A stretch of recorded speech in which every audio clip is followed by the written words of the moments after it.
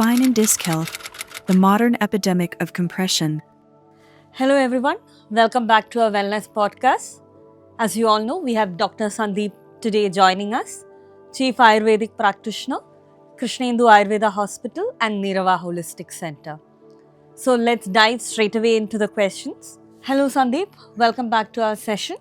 So these days I meet everyone who complains of some kind of back pain or neck pain, and I feel that it's also seen even in teenagers.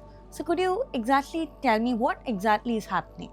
Yes, absolutely. So our posture has changed faster than our bodies could adapt. So think about it, where we are designed to move, but we spend 10 plus hours a day hunched over our phones or laptops.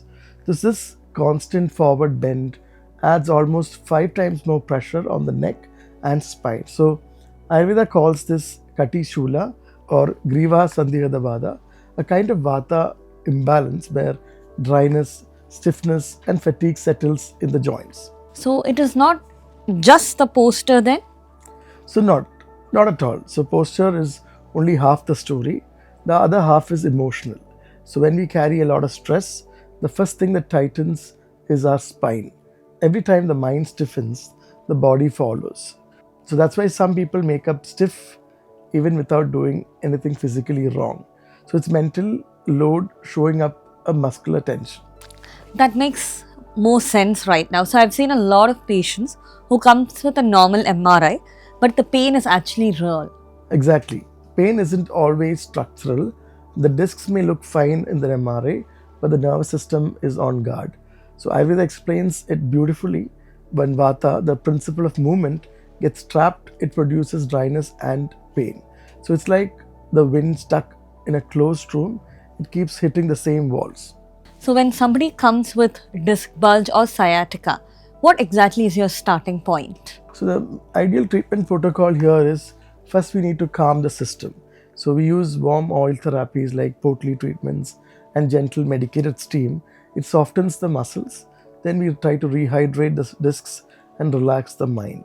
Therapies like Kati Vasti, which is done on the lower back. Similarly, a treatment called Griva Vasti, which is done on the neck. This oil retaining therapies, which helps in a similar manner. Now, once the pain subsides, the physiotherapy takes over. It helps to rebuild the strength. So it's never one modality which works. It's a teamwork between therapies, exercise, and then awareness. So what about the chronic cases, like people who have been having pain for a long period of time? They often need to relearn trust in their own movement. So many stop bending or walking out of fear, and that fear worsens stiffness. So we focus on restoring confidence. Slow stretching is very important here, breathing, and then retraining the postures. So Ayurveda adds internal balance through gentle detox procedures like Vasti or enema therapy, and oil nourishment therapies like I mentioned earlier, the Potli treatments and the massages. So we don't do any pressurized massages for these cases, but we do more of mild massages to improve circulation.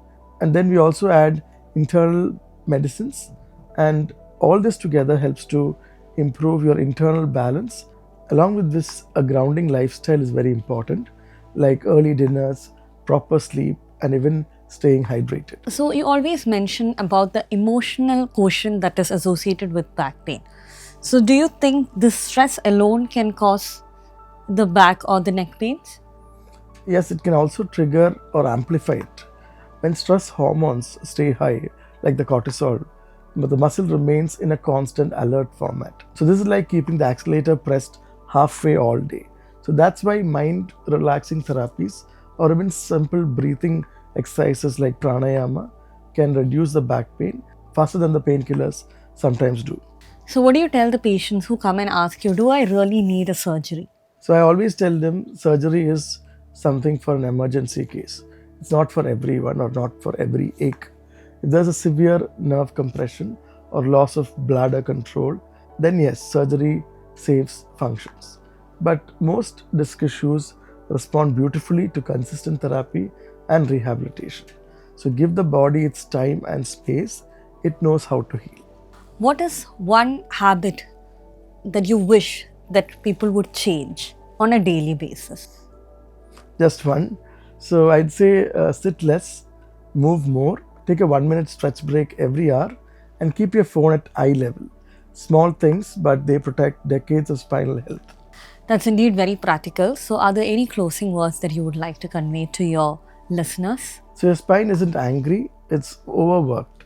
So it carries everything like posture, workload, and emotions. So treat it with warmth, movement, and respect, and it will never fail you. Thank you all for joining our wellness podcast today and hoping to see you all for our next session.